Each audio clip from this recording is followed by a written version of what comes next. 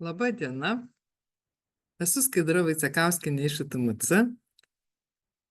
Šioje pamokoje pakalbėsime apie Adobe InDesign programos galimybę turėti kintamus kolontitlus. Tai yra puslapio antraštė. Jeigu mūsų leidinyje keičiantis skyriams keičiasi antraštė puslapio viršuje, galima turėti vieną failą ir toje vietoje įterpti kintamąjį, kuris keisis pagal tai, kaip keičiasi puslapiuose pavadinimai.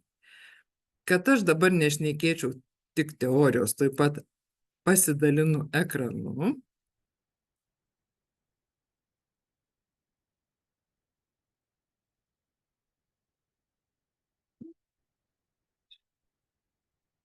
Taip.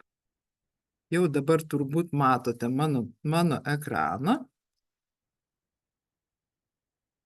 Taip, viską susitvarkau, kad matytumėt viską puikiai. Aš jau turiu atsidariusi vieną leidinį, vieną knygą, kurioje viršuje, kaip matote, yra skyriaus pavadinimas ir tas skyriaus pavadinimas kartojasi dešiniame puslapyje. Kairiame puslapyje mes turime knygos pavadinimą, dešinėje skyrius. Ir jeigu mes eisime toliau, nueisime į tolimesnį puslapį, kur jau pasikeičia skyrius pasikeitė, iš karto keičiasi dešinėje pusėje mūsų kolontitlas. Kaip mes su puslapiais? Mes turime daug skyrių, tai mums nereikia daug šablonų. Pas mane yra 2 šablonai, bet vienas šablonas skirtas tekstui, antras šablonas buvo puslapių, kuriuose dėjome nuotraukas, tai tas šablonas skirtas tiems puslapiams, kurie yra su nuotrauka. Tai šiuo atveju nesvarbu, kad pas mane, grįšiu į turinį, kad pas mane daug yra šitų skyrių, kur viskas turi keistis, bet man pakanka vieno šablono. Kaip dabar atrodo tas šablonas? Einu į A-Master. Čia A-Master senesniais laikais buvo, dabar pervadinta į Parent, tai nėra taip svarbu, vis tiek yra tas pats. Mes turime šablono puslapį, kuris yra pritaikytas visiems puslapiams, šiuo atveju knygoje. Ir kaip matote, kairiai pusėje kolontitlas tiesiog parašytas pavadinimas, o dešiniai mes turime kintamai. Ir tas kintamasis įsiterpia iš type, text variables ir šičia įsiterpia.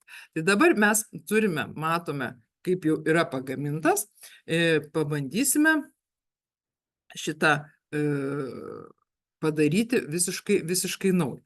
Tai gal net ne naują, imsiu knygą, kad ant tuščio lapo galim pasižiūrėti, bet galime pasimti gal kokią nors kitą knygą. Ir tada kitoj knygoje to nėra padaryta, tai mes pabandysim tos kintamuosius pasidaryti. Irgi turime šabloną, turime daug skyrių. Šiuo atveju būtinai reikia pasižiūrėti, kad tie skyriai būtų su stiliais, nes pagal stilius, matome mes paragraf style šitoje knygoje yra daug stilių ir daug antraščių. Jeigu pasižiūrėtume, mūsų tikslas yra, va čia tose didžiosiose antraštėse, kad jos kartotųsi dešiniam puslapį. Čia tas stilius, kuris bus pas mus antraštėms. Įvadas, pratarmė ar taip toliau. Tai reiškia stilius pavadinimas. Mes norime, kada atsiranda puslapyje tekstas su stiliumi pavadinimas, kad šitą patį jisai nukopijuotų į kolontitlą. Tai pradedam, jau stilių turim, jau žinom, ką norime įkelti į tą kolontitlą. Dabar tiesiog tą kolontitlą mes turime sukurti. Piešiam teksto blokas, aišku, kolontitlas yra teksto blokas. Pasidarom. Tai jau čia viso grožio kolontitlo gal nedarysim. Tai pagal dešinę pusę sulygiuosim. Iš dešinės pusės gal pasidarysim. Iš dešinės pusės truputėlį atitrauksim, kad nepriliptų prie pat. Ir kas ten pas mus buvo, ten kokie tenai šriftai, kalbėti, kad nes Minant Pro, tegu ir lieka. Kažkoks šriftas, viskas pasidarė. Einame į type menu, text variable. Jeigu darysim insert, tai čia jau yra kažkokie mums nustatyti pagal nutylėjimą. Pavyzdžiui, yra last page number, ne? Jeigu mums reikia daryti tokį dokumentą, kur reikia rašyti 5 iš 25 puslapį, ar ten 6 iš ten 32, tai galima nustatyti, kas įrašytų, kiek yra puslapių mūsų dokumente. Irgi kartais prireikiantis daiktas. Bet mes dabar nusistatysim savo. Savo, tai aišku, pirmiausia, reikia jį apsibrėžti. Define. Tą kintamą reikia apsibrėžti.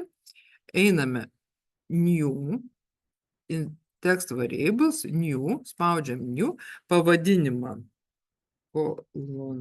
titului, galima taip, titului. Ir ką mes norime daryti, kas norime, kad tas kintamasis būtų. Tai tas kintamasis pas mus bus running hidden paragraph style. Tai kad mums keičiantis tam tikrų stilių pavadinimui, kad jisai kopijuotųsi į kolon titlų. Tai dabar stilius koks? Mes jau pasižiūrėjom, kad iš visų stilių man reikia pavadinimo, taip. Tai kada keisis pavadinimas, tada keisis ir kolon titulas viršui. Naudoti kada? Kada pirmam puslapį ar paskutiniam? Žinoma, pirmam puslapį galima įrašyti prieš ar po dar kažkokio papildomo teksto, ten skyrius, tarkim, skyrius ant toks, skyrius anoks, ar dar kažką. Šiuo atveju nieko. Ir delete and punctuation ar change case irgi kaip norim parašom. Geriausia būtų pasidaryti kolon titulų stilių. Tada bus lengviau. Ok, mes dabar susikūrėme naują kintamai kolon titului ir galim spausti iš karto insert. Galima, dabar ištrinsiu, galima susikūrus turėti ir kažkur kitur dar naudoti ir tada bus iš type menu, kur bus text variables, jau dabar insert variable šitam sąraše kolon titului jau bus. Įsitikrinti. Kaip minėjau, visai būtų neblogai, mes kažkokį mažesnį, gal net šriftą pasidarom. Small condense. Tiesiog koks nors metri. Koks visai švelnus. Pasidarom mažesnį šriftą, ten visai tokį galim švelnų pasidaryti. Ir, kaip sakiau, mano patarimas šitam reikalui susikurti dar vieną naują stilių, kad jisai nesimaišytų su kitais. Tai aš dabar spaudžiu Create New Style. Susikursim ir stilių kolon titulas. Galite, aišku, iš anksto būti susikūrę. Kolon titulas, kolon titulas.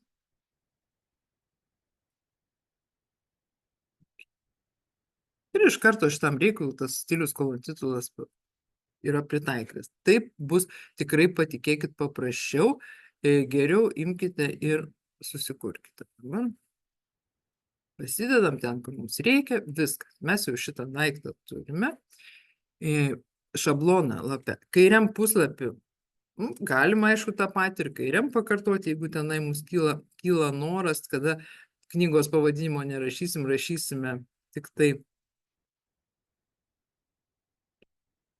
Neišeina kairiai rašyti.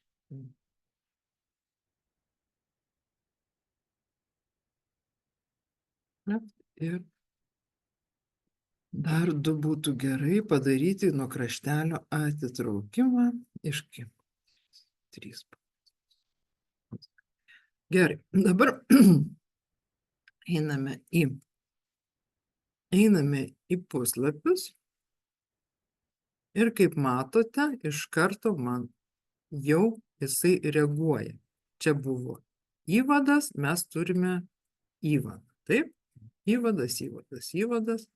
Kada pasikeitė 20 puslapį, 21 pasikeitė, atsirado naujas skyrius ir naujas skyriaus jau kolon titulas jau yra rašomas. Atsirado dar vienas naujas skyrius, vėl rašomas. Aišku, kada skyrio pradžia, turbūt Ctrl Shift spragtelėjimą prisimenat, kaip yra pasiekiamas.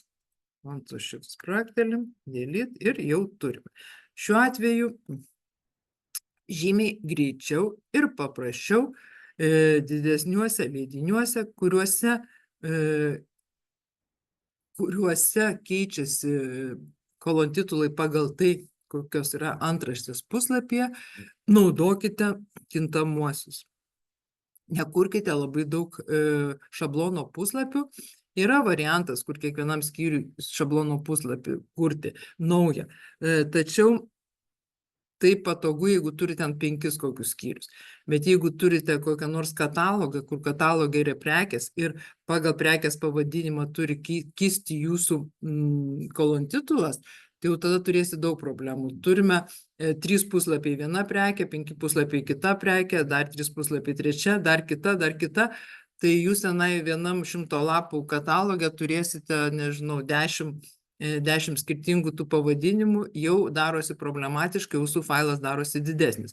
Patarimas, naudokite kintamuosius. Jeigu norite išmokti daugiau InDesigno ir maketavimo, kviečiu pažiūrėti mūsų ITMC puslapį www.itmc.lt ir išsirinkti tinkamą mokymosi programą. Sėkmės jums, Skaidra, ITMC.